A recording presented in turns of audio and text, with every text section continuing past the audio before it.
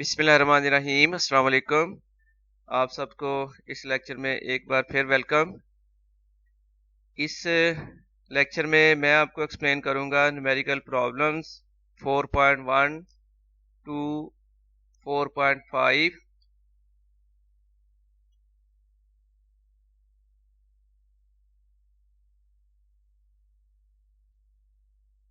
सबसे पहले न्यूमेरिकल है 4.1।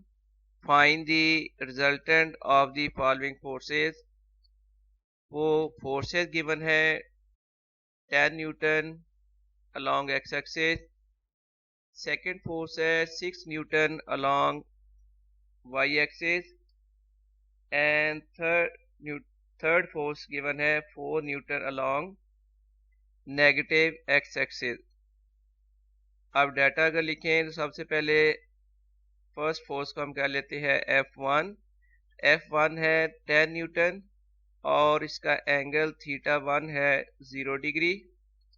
F2 6 न्यूटन, एंगल थीटा की वैल्यू 90 डिग्री। F3 की वैल्यू है 4 न्यूटन और इसका एंगल है 180 डिग्री। रिजल्टेंट फोर्स हमने कैलकुलेट करनी है। तो सबसे पहले आपको ये एक्सप्लेन करना है कि ये एंगल्स किस तरह कंसीडर किए गए हैं, ये एंगल की वैल्यू कैसे आती है। देखिए, एक तो बात ध्यान में रखें कि किसी भी फोर्स, किसी भी वेक्टर का जो डायरेक्शन के लिए एंगल ड्रा किया जाता है उसके लिए स्टैंडर्ड है कि वो एंगल स्टार्ट किया जाएगा पॉजिटिव एक्स एक्सिस से और इसकी रोटेशन होगी एंटी क्लॉकवाइज। ठीक हो गया जी।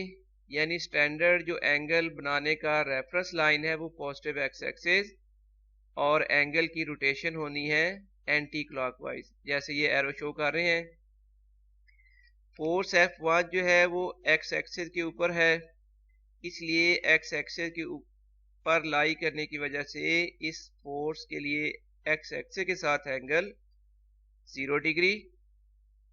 सेकेंड फोर्स F2 जो है that is directed towards positive y axis, तो x एक्सिस के साथ एंटी क्लॉकवाइज रोटेशन में इसका एंगल बनेगा 90 डिग्री। थर्ड फोर्स F3 जिसकी डायरेक्शन है टुवर्ड्स नेगेटिव x एक्सिस, इसका पॉजिटिव x एक्सिस से एंटी क्लॉकवाइज रोटेशन में एंगल बनेगा 180 डिग्री। तो ये है इनके एंगल्स। एक बार फिर आपको रिमाइंड करा दूं कि एंगल स्टार्ट किया जाएगा from positive x axis in anti clockwise rotation. इसके बाद हमने रिजल्टेंट फोर्स फाइंड करनी है। तो रिजल्टेंट फोर्स का मैग्नीट्यूड और डायरेक्शन फाइंड करनी है हमने। तो उसके लिए सबसे पहले हमें फाइंड करना पड़ेगा x component of resultant force, फिर हम फाइंड करेंगे y component of resultant force, उसके बाद मैग्नीट्यूड और फिर direction of resultant force.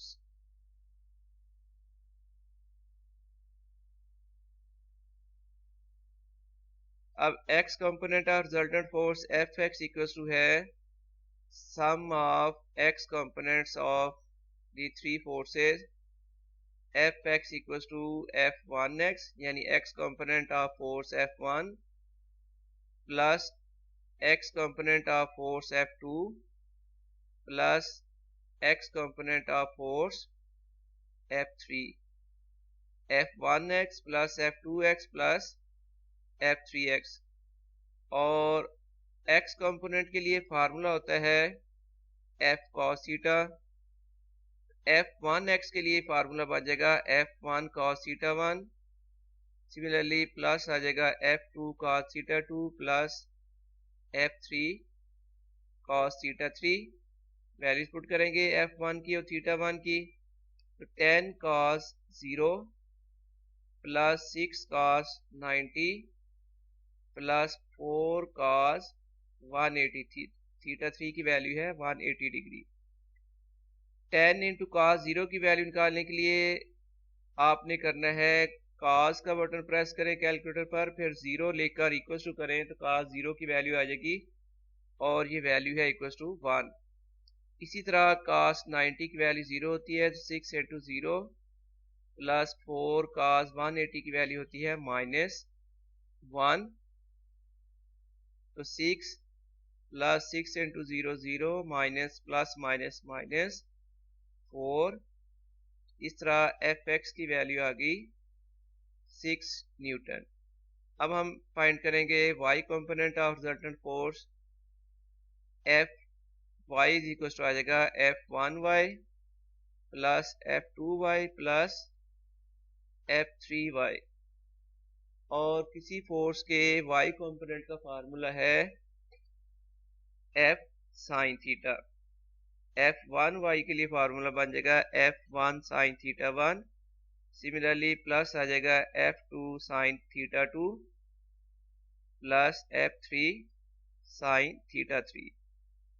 Value put करेंगे। अब F1 की वैल्यू 10, थीटा 1 की वैल्यू 0, तो 10 sine 0 degree plus 6 sine 90 degree plus 4 sine 180 degree. अब साइन 0 की वैल्यू 0 है, तो 10 इंटू 0 प्लस साइन 90 की वैल्यू होती है 1, 6 इंटू 1 प्लस 4 इंटू साइन 180 की वैल्यू भी 0 होती है, 4 इंटू 0, तो 0 प्लस 6 प्लस 0, ये वैल्यू आ गई इक्वल टू 6 न्यूटन। अब तक हम फाइंड कर चुके हैं x component of resultant force और y component of resultant force.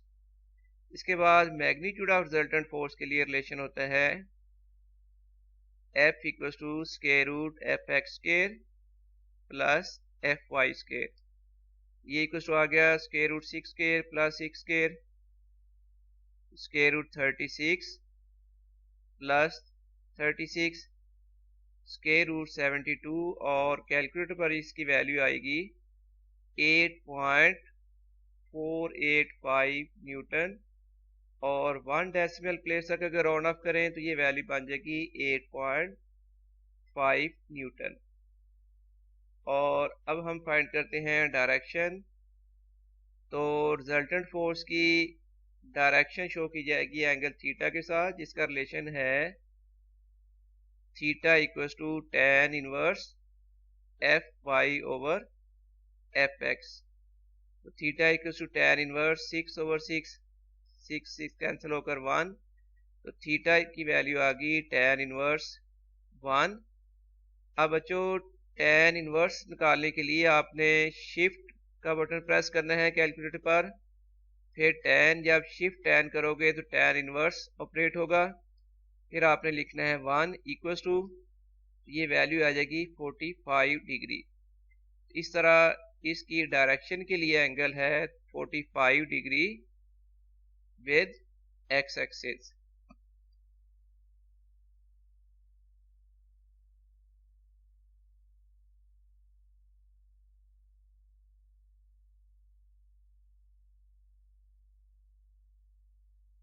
मैं इसको दो पार्ट्स में डिस्प्ले करता हूं ताकि आपको नोट करने में आसानी हो जाए।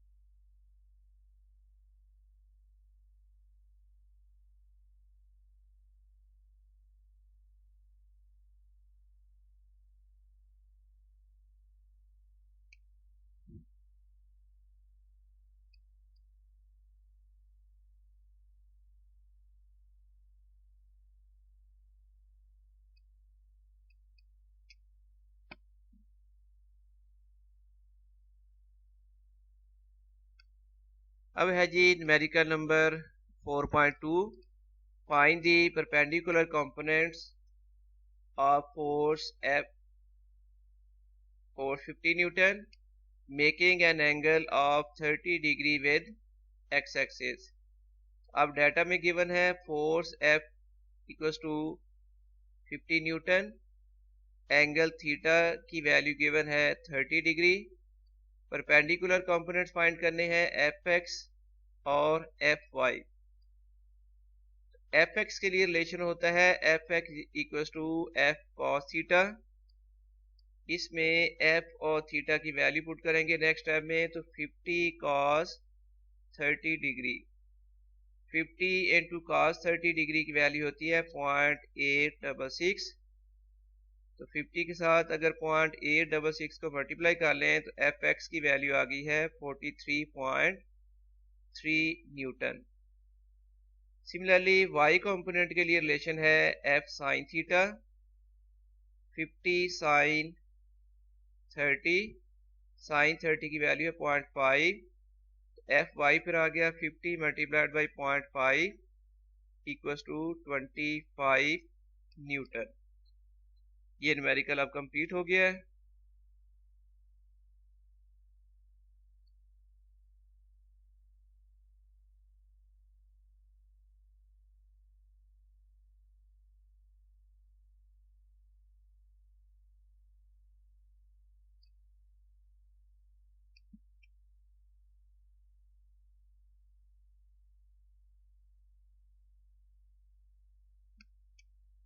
नेक्स्ट फिर न्यूमेरिकल है find the magnitude and direction of force if its x component is 12 newton and y component is 5 newton. अब x कंपोनेंट जो कि fx से लिखा जाएगा, fx की वैल्यू है 12 newton, y component fy is equal to 5 newton. Calculate करना है magnitude of resultant force and direction of resultant force theta, ये दो कैलकुलेशन रिक्वायर्ड है।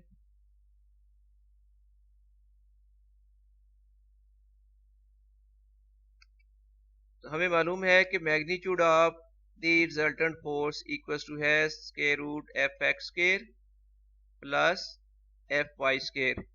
अब वैल्यू पुट करें, square root 12 square plus 5 square, तो square root 144 plus 25 equal to square root 169।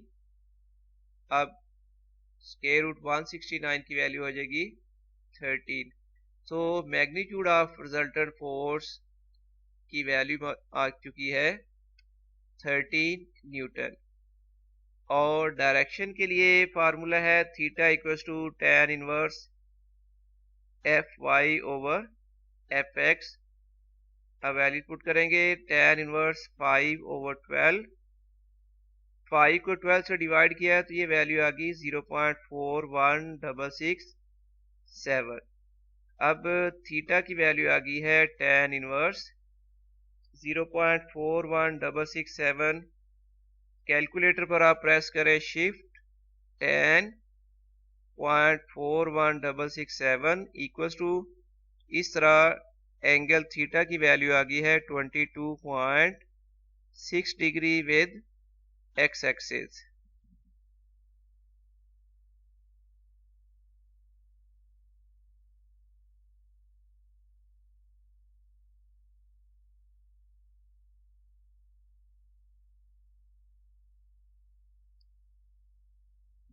Numerical 4.4 इस तरह है, a force of 100 Newton is applied perpendicular on a spanner at a distance of 10 centimetre. अब देखिए कि आपको गिवन है फोर्स की वैल्यू 100 न्यूटन और ये जो लेंथ ऑफ स्पैनर दी हुई है, तो टार्क कैलकुलेट करने के लिए लेंथ ऑफ स्पैनर होती है मोमेंट आर्म। ये length of spanner basically moment arm है जिसकी वैल्यू है 10 सेंटीमीटर। इसको मीटर में कन्वर्ट करना है सबसे पहले, तो 10 डिवाइडेड बाई 100 मीटर। इस तरह मोमेंट आर्म L की वैल्यू आ गई 0.1 मीटर और हमें टार्क कैलकुलेट करना है। आप जानते हो टार्क का फार्मूला होता है force multiplied by moment arm, तो tau equals to F multiplied by L। 100 multiplied by 0.1, तो ये वैल्यू आ गई है 10 न्यूटन मीटर।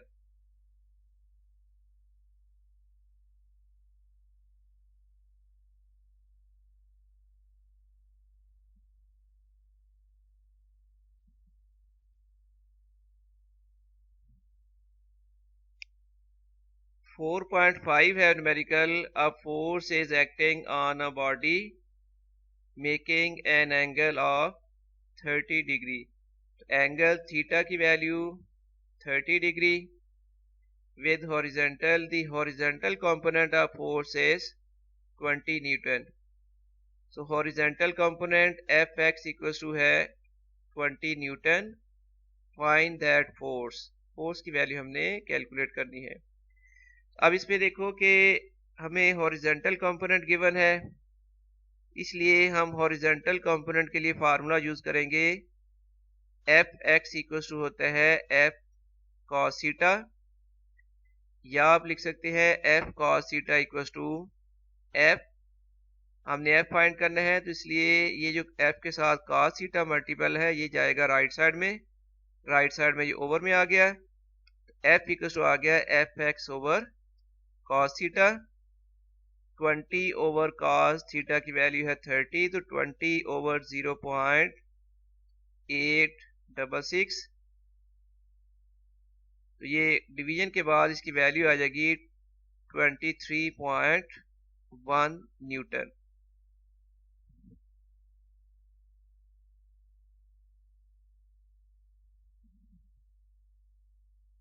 और इसके साथ ही अब ये लेक्चर कंप्लीट हो गया है। मुझे उम्मीद है कि आपको बहुत अच्छी तरह समझ आई होगी। आपको ये लेक्चर कैसा लगा है आप कमेंट्स में हमें बता सकते हैं। मैं अब आपसे इजाज़त चाहूँगा इस दुआ के साथ कि आप खुश रहे, अल्लाह ताला आपको कामयाब करे। अल्लाह हाफिज़।